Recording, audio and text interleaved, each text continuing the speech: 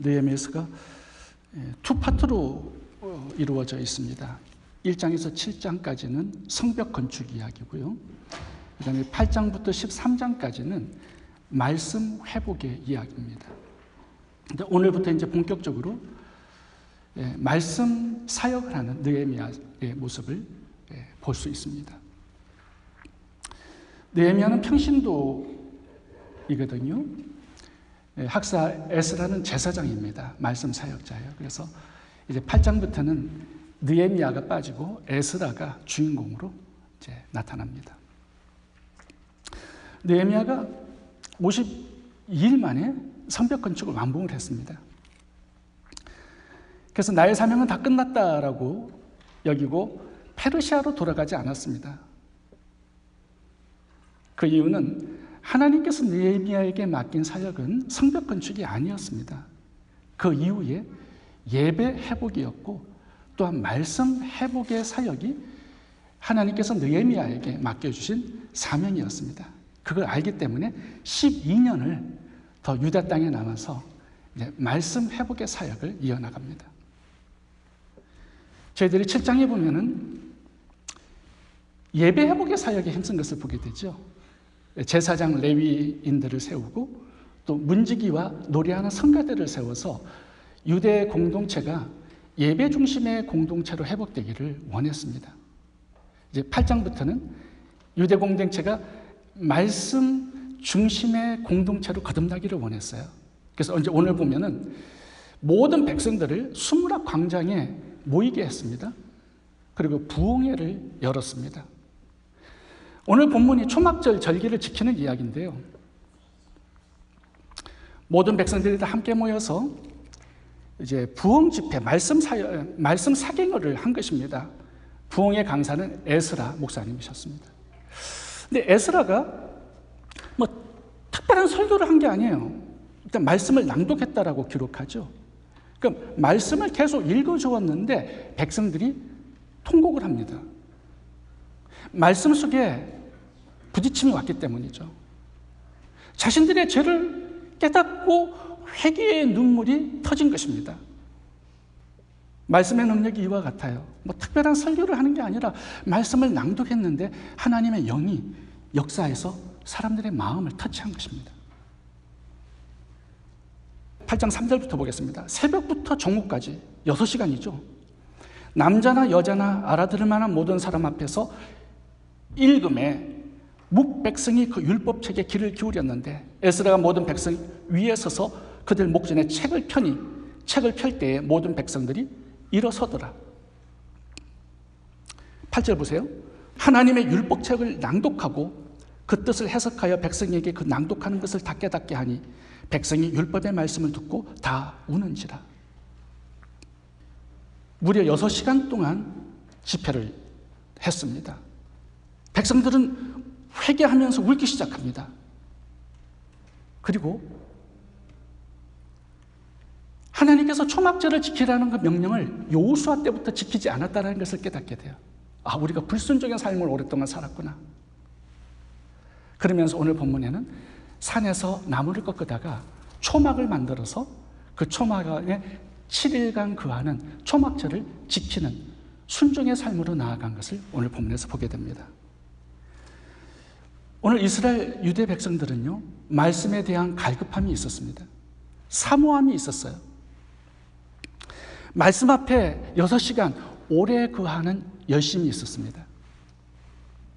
말씀을 배우고 싶은 갈망이 있었어요. 눈물을 흘리는 회개도 있었죠. 그리고 적극적인 순종도 있었습니다. 이런 새로운 출발, 새로운 변화와 회복, 부흥의 역사에 있어서 말씀이 함께 간다 이것입니다. 말씀이 없는 회복과 부흥의 역사는 없었습니다. 항상 하나님께서 새로운 회복과 부흥을 주실 때는 말씀 사역이, 말씀의 부흥이 그 속에 일어납니다. 오늘 본문이 그 이야기를 하시는 거예요. 여러분, 사람들이 많이 모이는 게 부흥일까요? 또 한국에 몇천억 화려한 성전을 짓는 게 부흥일까요? 재정이 엄청나게 불어나는 것이 그게 부흥입니까? 아무리 큰 교회에 많은 사람들이 모인다 할지라도요, 그 속에 하나님의 말씀이 회복되지 않는 한 그곳에는 회복과 부흥이 일어나지 않습니다. 백성들이 하나님의 말씀에 대한 갈급함, 사모함, 말씀을 알고 싶어하는 그런 열심과 열정이 있을 때 하나님의 성령도 그 속에 역사하셔서 말씀의 회복을 주시는 거죠. 여러분 유튜브를 봐보세요. 지금 엄청난 기적, 이적과 축기를 행사하는 그런 한국의 목회자들이 되게 많습니다. 집회에 가보면 막 사람들이 안수하는데 쓰러지고 귀신이 떠나가고 뭐 암병들이 떨어지고 가지가지 병들이 나았다라는 간증들 많이 합니다. 근데 그것으로 끝나잖아요. 그 속에 말씀의 채워짐과 말씀의 회복의 역사가 없잖아요. 예전의 삶으로 그냥 돌아갑니다. 그곳에는 회복이나 어떤 부흥의 역사가 일어나지 않아요. 항상 하나님의 부흥에는 말씀이 그 중심에 있습니다. 진정한 변화와 회복과 부흥은 말씀을 통해서 오는 것이에요. 오늘 본문이 그 이야기를 하고 싶어 하는 것입니다. 만약에 기적을 통하여서 하나님의 부흥이 왔다면 출애굽한 이스라엘 백성들에게 제일 먼저 찾아왔을 거예요. 애굽의 10가지의 재앙, 홍해가 갈라지는 기적, 마라의 쓴물이 단물로 바뀌는 기적, 하늘에서 매일 만나가 떨어지고 불기둥, 구름기둥을 매일마다 목격하고 살았어요. 그런데 이스라엘 출애굽 1세대에 보면 늘 원망불평이고 끊이지 않는 불순종입니다. 그 어떤 변화와 회복과 부흥의 역사가 없었어요. 왜 그렇죠? 말씀에 대한 사모함과 갈급함이 없으니까 그 어떤 하나님의 회복의 역사가 일어나지 않았던 것입니다. 누가복음 11장에 보면 빈집의 교훈을 우리들에게 말씀하셔요. 빈집이 얼마나 위험한가를 알려주시는 비유입니다. 예수님께서 어떤 사람 속에 있는 귀신을 쫓아내 주셨어요. 근데 귀신이 나간 다음에 깨끗해졌어요. 정결해졌어요. 근데 하나님의 말씀으로 채우지 않아. 하나님을 주인으로 왕으로 모셔드리지 않아. 여전히 자기 마음대로 살아가. 그러니까 귀신이 나가가지고 뭐 빈집을 찾아서 들어가는데 빈집이 없어요. 그래서 다시 그 집으로 돌아와 보니까는 집이 아주 깨끗하게 청소되었어. 그 자기 친구 7귀신들을 데리고 그 집에 다시 들어가서 살게 되었다는 이야기입니다. 예전보다 더 심각하게 되었다라는 경고를 하시는 거예요. 여러분 귀신이 나가면 뭐합니까? 병이 치료되면 뭐합니까? 어떤 기적이 일어나면 뭐합니까? 여전히 하나님을 주인으로 모시고 살지 않고 하나님의 말씀을 내 속에 채워서 하나님의 말씀의 원리가 내 삶을 움직이지 못하는데 뭐 그 어떤 기적이 일어나 봐도 그게 무슨 상관이 있겠습니까? 이스라엘 백성들은 어린 양의 피로 구원을 받았습니다. 그런데 진리로 체험을 받지 못하니까 광야 40년 동안 다 죽어버렸어요.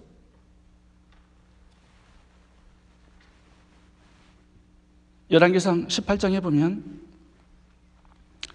엘리야가 갈멜산에서 하늘에서 불을 떨어뜨립니다. 그리고 바알과 아세라의 제사장 850명을 기손 시냇가로 끌고 와서 다 목을 쳐서 죽였어요. 엄청난 기적이 일어났습니다. 사람들이 하늘에서 불이 떨어지는 거 보았어요. 850명의 제사장들이 죽었어요. 그렇다면 그 백성들 가운데 회개의 역사가 일어나고 어떤 변화와 어떤 회복과 부흥의 역사가 일어나야 되는데 백성들은 여전히 우상 숭배하면서 살아갑니다. 이세벨은 엘리야에게 지명 수배를 해요. 현상금을 붙여놨습니다. 엘리야가 두려워서 애굽의 국경선까지 브엘세바까지 도망가서 하나님 나를 죽여달라고 떼를 쓰는 장면이 나옵니다. 하나님께서 엘리야에게 왜 너의 사역이 실패했는가를 알려주세요. 이스라엘 땅의 어떤 회복과 변화와 부흥은 하늘에서 불이 떨어지는 기적으로 되는 게 아니다라고 가르쳐 주십니다. 하나님께서 나타나셨는데요. 강한 바람으로 나타나셔서 모든 걸 다 썰어버리시는데 그 속에 하나님이 계시지 않았더라 이렇게 표현합니다. 엄청난 지진을 일으켜서 다 무너뜨렸는데 그 속에도 하나님 계시지 않았다라고 기록해요. 불로 모든 걸 다 태워요. 하나님이 계시지 않았더라 이렇게 기록하고 하나님께서 세미한 음성으로 나타나사 이렇게 기록되어 있습니다. 엘리야에게 무엇을 깨닫게 하시는 거예요? 강한 바람, 지진, 불, 이거는 힘이고 능력이고 기적입니다. 이런 것을 통해서 하나님이 역사하셔서 사람들의 삶을 변화시키는 게 아니다라는 거죠. 세미한 음성으로, 하나님의 말씀으로 사람들의 삶에 변화가 찾아오고 치유와 회복과 부흥의 역사가 일어난다라고 가르쳐 주셨어요. 그래서 엘리야는 열왕기상 18장 이후부터 사역의 패러다임을 바꿉니다. 말씀 사역으로 나아가요. 그래서 베델, 길가, 여리고 이 세 곳에 선지자 학교를 세웁니다. 신학교를 지은 거예요. 그래서 학생들을 모집했는데 동네마다 100명씩 모집이 되어가지고 300명의 신학생들을 말씀으로 양육하고 가르치는 사역을 불병극 타고 성천할 때까지 그렇게 사역을 합니다. 이것이 이스라엘 역사의 새로운 변화와 회복과 부흥의 역사의 출발점이 된 것입니다. 여러분, 말씀을 사모해야 돼요. 갈급해야 되고 말씀을 하나님 가르쳐 주세요 이런 기도가 나와야 됩니다. 우리 교회를 보면 그동안 귀신 나간 적 한 번도 없습니다. 어떤 병자가 치유되었다 그런 적 없어요. 뭐 아파가지고 저에게 와서 안수기부도 받으면 병이 더 도집니다. 독감이 와가지고 기도했는데 코로나 걸렸어요. 그런 뭐 안수기도 그런 기적과 능력으로 어떤 변화와 회복과 부흥이 일어나는 게 아니에요.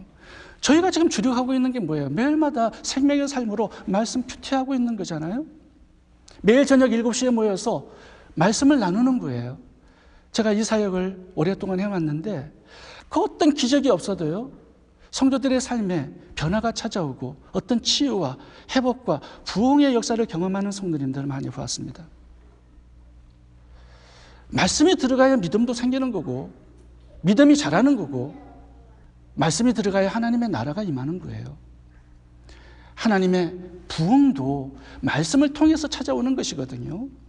그래서 여러분, 말씀을 붙들고 말씀과 동행하는 하루하루의 삶을 살아야 합니다. 그래야 변화가 찾아오는 거예요. 회복과 부흥이 일어나는 거예요. 여러분, 중세시대 때 유럽 전체가 한때 암흑기에 빠졌던 적이 있습니다. 캐톨릭이 면죄부를 팔아먹어요. 캐톨릭이 연옥을 만들어서 죽은 자들을 위한 헌금을 받습니다. 헌금을 하면 죽은 자들이 조금씩 천국으로 올라간다는 이론을 내놨어요. 근데 신기하게도 사람들이 그걸 믿었습니다. 그래서 자기 아버지 어머니를 위해서 헌금을 해요. 연옥에서 천국으로 올라갈 수 있도록. 대단하죠. 사람들이 믿어요. 면죄부를 믿고 사가는 사람들이 있었단 말이에요.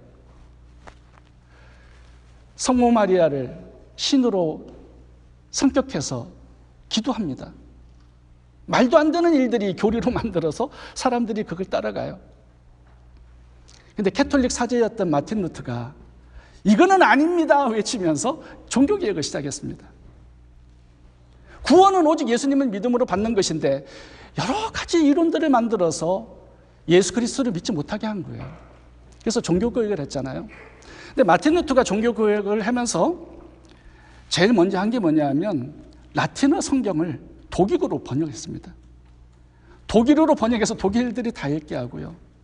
그 다음에 영국어로, 프랑스어로, 여러 나라어로 사제들밖에 가질 수 없는 라틴어 성경을 모든 사람들이 다 읽을 수 있도록 평준화시켜버렸어요. 말씀이 들어가니까, 백성들이 말씀을 읽으니까 하나님의 뜻을 알게 되고 순종의 삶을 살게 되고 변화가 찾아온 것이죠.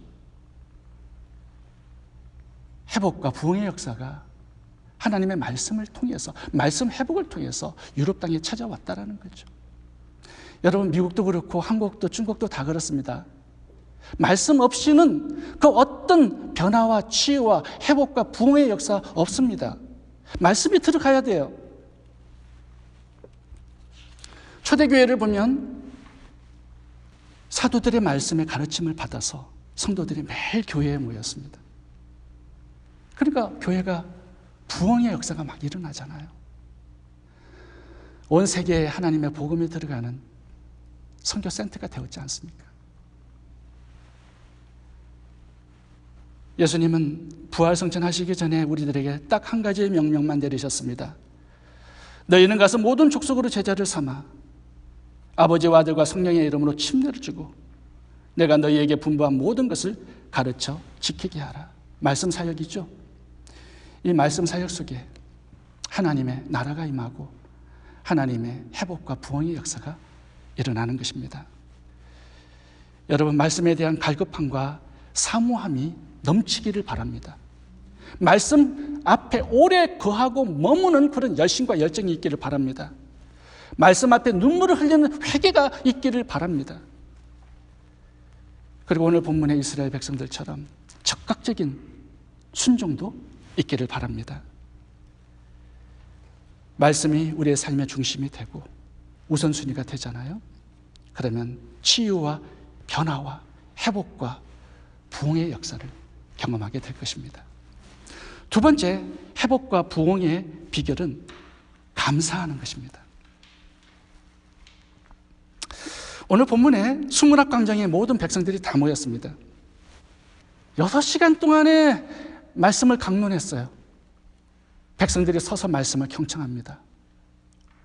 회개의 눈물이 터져 나왔습니다. 9절, 백성이 율법의 말씀을 듣고 다 우는지라. 한 사람도 빠짐없이 말씀이 그들의 마음을 찔른 거예요. 나의 삶이 얼마나 말씀과 멀어져 있는지, 얼마나 제약된 삶을 살아가고 있는지 깨달은 거죠. 왜 이스라엘이 멸망을 했는지, 포로로 잡혀갔는지, 왜 이런 수치와 상처가 우리들에게 임했는지 깨달은 거예요. 아, 하나님의 말씀을 분순종해서 오랜 세월 살았구나. 그러면서 울면서 결단합니다. 하나님, 이제부터는 말씀에 순종해서 살겠습니다. 오늘 본문에 보면 레위기서에서 하나님께서 명령하신 초막절을 지키라는 명령에 순종합니다. 산에 올라가서 나무를 잘라서 초막을 짓습니다. 그 속에서 7일간 초막절을 지키면서 생활을 해요. 14절부터 읽어보겠습니다. 율법에 기록된 바를 본 적 여호와께서 모세를 통하여 명령하시기를 이스라엘 자손은 7째 달 절기에 초막에 거할지니라 하였고, 또 일러스되 모든 성읍과 예루살렘에 공포하여 이르기를 너희는 산에 가서 감람나무 가지와 돌감람나무 가지와 화석류나무 가지와 종려나무 가지와 기타 무성한 나무 가지를 가져다가 기록한 바를 따라 초막을 지어라 하라는지라. 백성이 이에 나가서 나뭇가지를 가져다가 혹은 지붕 위에 혹은 뜰 안에 혹은 하나님의 전뜰에 혹은 수문 광장에 혹은 에브라임 문 광장에 초막을 짓되, 사로잡혔다가 돌아온 회중이 다 초막을 짓고 그 안에 거하니 눈의 아들 여호수아 때부터 그날까지 이스라엘 자손이 이같이 행한 일이 없었으므로 이에 크게 기뻐하며, 단 한 번도 초막절을 지킨 적이 없어요. 여호수아 때부터. 근데 오늘 처음으로 초막절을 지키라는 하나님의 명령에 순종해서 첫 출발을 한 것입니다. 여러분, 초막절은 뭡니까? 오늘날 우리들이 지키는 추수감사절이에요. 초막절은 신명기 16장 13절 보면 초막절을 지키는 그 시기가 추수한 후입니다. 신명기 16장 13절, 너희 타작마당과 포도주들의 소출을 거두어 들인 후에 이래 동안 초막절을 지킬 것이요. 그러니까 추수 후에 풍성한 곡식을 거둔 후에 7일간 초막절을 지킨 것입니다. 이게 추수감사절이에요. 근데 이 초막절, 추수감사절이 두 가지의 다른 명령과 연결되어 있습니다. 그게 뭐냐 하면 초막을 지어서 그 속에 7일간 살아야 돼요. 왜 그러면 하나님께서 초막절에 엄청난 추수를 해서 기쁨의 시기에 초막에 들어가서 불편한 생활을 하라고 했을까요? 레위기 23장에 보면 내가 이스라엘 자손을 애굽 땅에서 인도하여 내던 때에 초막에 거주하게 한 줄을 너희가 대대로 알게 하려 함이니. 무슨 말이에요? 하나님께서 출애굽에 시켜서 광야 40년 동안 불편한 삶을 살게 하신 것을 기억하게 하려고 초막에 7일간 거하면서 초막절을 지키라고 명령한 것입니다. 무엇을 말씀하시고자 하는 거예요? 애굽의 430년 노예된 생활에서 출애굽한 거, 이스라엘 백성 스스로의 노력으로 한 게 아니라 하나님의 은혜였죠. 40년 광야 생활을 하나님의 은혜였습니다. 매일 만나가 떨어지고 불기둥 구름기둥이 함께 하셔서 그 생활을 거쳐서 젖과 꿀이 흐르는 가나안 땅을 기업으로 얻은 거예요. 여러분, 옛날에는 이스라엘 백성들이 종으로 노예로 살았습니다. 자기의 소유 없고요, 추수해도 그거 자기 거 안 됩니다. 근데 하나님께서 출애굽시켜서 자유인이 되게 하셨고요, 광야 40년 동안 훈련해서 이제 젖과 꿀이 흐르는 가나안 땅을 소유로 주셨어요. 그들은 땅의 주인이 되었습니다. 이제 씨를 뿌리고 추수를 했어요. 이 엄청난 풍성한 축복이 너희들의 힘으로 된 거 아니다라는 거 기억하라는 거죠. 하나님의 은혜로 주신 그 힘을 감사하라는 것이에요. 지금의 땅의 주인이 되고 추수해서 얻은 이 풍성한 곡식과 열매, 이것이 다 하나님께로 왔고 하나님의 은혜로 우리가 받은 것입니다. 감사하라는 것이에요. 현재를 감사하는 거예요. 주어진 모든 것들을. 근데 초막절은요, 또 하나의 감사가 있습니다. 이 초막절은 중요한 메시지가 뭐냐면 과거를 감사하라는 메시지를 주고 있습니다. 과거에 대한 감사가 초막절에 대한 감사예요. 여러분, 출애굽 430년 동안 애굽의 종로로 됐습니다. 과거에 쓰라린 상처가 있었던 사람들이에요. 그리고 광야 40년 너무 불편했어요. 불순종한 삶이었거든요. 다 죽었어요. 그리고 70년 바벨론의 포로 생활, 이건 정말 수치스러운 과거의 상처였습니다. 근데 그 과거를 기억하라고 하시면서 하나님께서 뭐라고 하시냐면 그 과거를 전체를 하나님께 감사하라는 거예요. 과거에 대한 감사를 추수감사절로, 초막절로 주신 것입니다. 왜 그럴까요? 여러분, 이 초막절은 절기의 끝입니다. 7개의 절기의 끝이고 절기의 끝이기 때문에 6월절로 다시 출발하는 시작점이에요. 끝이고 시작이 초막절입니다. 근데 이 초막절을 새롭게 출발하기 위해서는 과거가 정리가 돼야 돼요. 여러분, 과거가 우리의 삶의 발목을 붙들고 있는 사람들 많아요. 과거의 상처, 과거의 관계의 깨어짐, 과거의 어떤 수치, 고통, 고난, 실패, 망함, 이런 과거가 우리의 삶을 미래로 나아가지 못하게끔 발목을 잡고 있는 그런 성도들이 있습니다. 그래서 하나님께서 이제 초막절을 말씀하시면서 과거를 감사로 풀고 감사로 마무리하고 감사로 매듭을 지으라고 말씀하는 거예요. 여러분, 우리의 신앙에 과거에 대한 감사가 굉장히 중요합니다. 이것을 잘 정리하지 못하면 그 상처 때문에 오늘 나의 삶이 망가지고 미래가 망가질 수가 있거든요. 과거에 붙잡혀서 살아가는 사람들이 얼마나 많습니까? 과거는 기억해야 하지만 그 과거가 나의 삶을 붙들지 못하게 만들어야 돼요. 그 비결은 뭐예요? 과거를 감사하는 거예요. 과거의 그 어두움의 시간, 혼돈의 시간, 두려움과 수치의 시간들, 상처와 실패, 마감의 시간들을 잘 정리하고 매듭 지을 수 있어야 한다는 거죠. 그래야 변화와 치유와 회복과 부흥이란 복된 미래로 출발할 수 있다는 거예요. 과거의 상처들 한두 가지는 다 있습니다. 과거에 나를 힘들게 한 원수들 한두 명은 다 있어요. 나를 힘들게 한 사건, 환경, 그 사람들이 나를 지배하고 있다면, 나를 끌고 가고 있다면 복된 미래로 출발할 수 없습니다. 하나님께서 어떤 회복과 부흥의 역사를 줄 수가 없어요. 과거에 애굽의 노예 생활, 40년의 광야의 고난, 바벨론의 그 쓰라린 포로의 생활, 노예로서 당해야 했던 그런 서러움, 수치와 고통의 시간,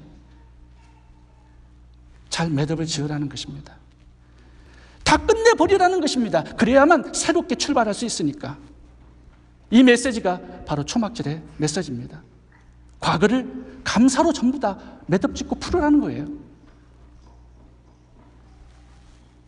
우리의 과거의 상처들을 하나님께 감사로 올려드리지 못하면 그 상처가 깊어집니다. 그 상처가 나를 붙드는 울무가 되고요, 썬뿌리가 되고 암덩어리가 되어서 나의 현재를 망치고 나의 미래를 가로막습니다.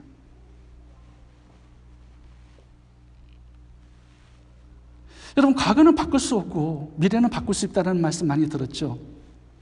근데 이게 틀린 말입니다.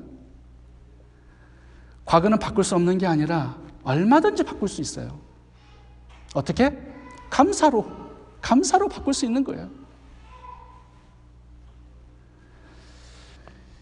요셉이 인신매매를 당해서 애굽의 노예로 팔렸습니다. 은 20에. 나중에 형들을 만나요. 형들이 과거의 죄 때문에 두려워합니다. 죽을까 봐. 그래서 먼저 말을 걸어요. 우리를 용서하소서. 그 용서가 될까요? 용서 잘 안 되겠죠. 근데 요셉이 형들에게 어떻게 위로하면서 말하냐 하면, 많은 사람들의 생명을 구원하기 위해서 하나님께서 먼저 나를 애굽에 파송하셨습니다. 이렇게 말씀합니다. 그러니까 인신매매는 과거였지만 요셉은 그 인신매매 사건을 하나님의 파송식, 선교사 파송식으로 해석하고 있어요. 과거를 얼마나 축복으로 바꾸고 있습니까? 이게 정말로 멋진 해석이거든요. 하나님이 나를 먼저 선교사로 파송해서 기근에 죽어가는 많은 사람들을 살려내고 야곱의 12지파 그 아들들을 구원하기 위해서, 그래서 예수 그리스도의 초림을 준비하기 위해서 나를 먼저 선교사로 파송하셨습니다. 과거를 멋지게 은혜롭게 해석해내고 있죠. 이렇게 과거를 바꾸는 거예요. 욥은 어떻게 과거를 바꿉니까? 욥은 하루 동안 10자녀 다 잃어버리고요, 모든 재산 다 잃어버리고 가정 깨지고 명예 전부 다 날아가 버렸습니다. 노숙자가 되었고요, 자기는 질병이 들어서 7년간의 생활을 살아갑니다. 그런데 욥기 1장에 보면 정말 멋진 해석이 나옵니다. 주신 이도 여호와시고 취하신 이도 여호와시니 여호와께서 영광을 받으실지어다, 이렇게 고백하고 있습니다. 무슨 얘기예요? 주인이 주었다가 주인이 취하여 가시는데 종이 무슨 할 말이 있겠습니까? 이거예요. 과거를 정말 멋지게 해석하고 풀어내고 있습니다.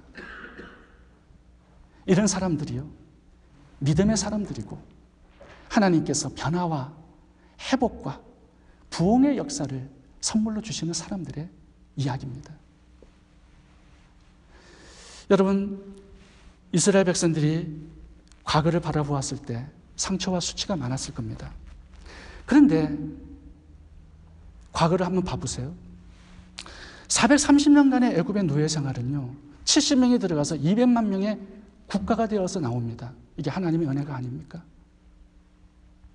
광야 40년은요, 고난의 시간만이 아니었습니다. 하나님의 은혜가 너무 풍성했어요. 만나가 매일 떨어지고 불기둥 구름등이 그게 늘 함께 하셨고요, 하나님이 함께 하지 않으신 시간이 없었습니다. 왜요? 자기 백성이니까, 자기 자녀니까. 은혜의 시간이었어요. 가나안 땅을 주시기 위한 훈련의 과정이었습니다. 바벨론 포로 70년간은 어떻습니까? 이스라엘 백성들이 자신의 우상 숭배의 죄를 회개하는, 정결하게 하는 하나님의 시간이었죠. 그들을 다시 돌아오게 해서 다시 이스라엘을 재건할 수 있도록 새롭게 만드시는 시간이었습니다. 하나님이 함께하지 않은 시간들이 없었어요. 그래서 과거도 감사가 되는 것입니다. 우리가 추수감사절 때마다 제가 꼭 부르는 찬송이 있습니다. 혹시 뭔지 아세요? 추수 감사절 때마다 제가 빼놓지 않고 이 곡을 부릅니다. 날 구원하신 주 감사해요. 날 구원하신 주 감사, 모든 것 주심 감사, 지난 추억 인해 감사, 주 내 곁에 계시네. 박수 안 치면 4절까지 하겠습니다. 됐습니다. 됐어요. 이 곡은 스웨덴 구세군의 사관님이 작곡을 하셨어요. 제가 이 노래를 되게 좋아하는 이유가 그분이 사관 생활을 하시면서 37살 때 사고가 났는데 이 척추가 마비되는 장애가 온 거예요. 그래서 누워서 생활을 하셨습니다. 걸을 수가 없어요. 그래서 37살 때부터 죽을 때까지 걷지를 못하는 장애인이 되셨습니다. 근데 장애인이 된 다음에도 계속 구세군 사관으로 사역을 하셨어요. 그러면서 찬송시를 적어서 발표를 하셨습니다. 그 중에 하나가 이 곡이에요. 얼마나 멋진 신앙 고백입니까? 자신의 과거를 은혜로 해석해내고 하나님께 감사로 올려드리고 있습니다. 여러분, 시편에서는요, 감사가 하나님을 영화롭게 하는 제사라고 말씀하세요. 감사가 있는 그 마음속에 하나님이 임재하시고 천국이 만들어지는 거예요. 그리고 우리의 과거를 은혜롭게 바라볼 수 있는 시각을 주세요. 감사로 해석해낼 수 있는 능력을 주시는 거예요. 그래서 감사하라는 것입니다, 과거를. 제가 가사를 읽어보고 우리 마지막 곡으로 하나님께 올려드리겠습니다. 날 구원하신 주 감사, 모든 것 주신 감사, 지난 추억이네 감사, 주 내 곁에 계시네, 향기로운 봄철의 감사, 외로운 가을날 감사, 사라진 눈물도 감사, 나의 영혼 평안해, 길가의 장미꽃 감사, 장미꽃 가시 감사, 따스한 가정 희망 주신 것 감사, 기쁨과 슬픔도 감사, 하늘 평안을 감사, 내일의 희망을 감사, 크신 사랑 감사해, 응답하신 기도 감사, 거절하신 것 감사, 해처럼 높으신 은혜 모든 것 채우시네, 아픔과 슬픔도 감사, 절망 중 위로 감사, 청량 못할 은혜 감사, 크신 사랑 감사해. 우리 다 일어서셔서 어거스타 스톰 사관님이 작곡하신, 작사하신 날 구원하신 주 감사, 이 찬양을 하나님께 올려드리도록 하겠습니다.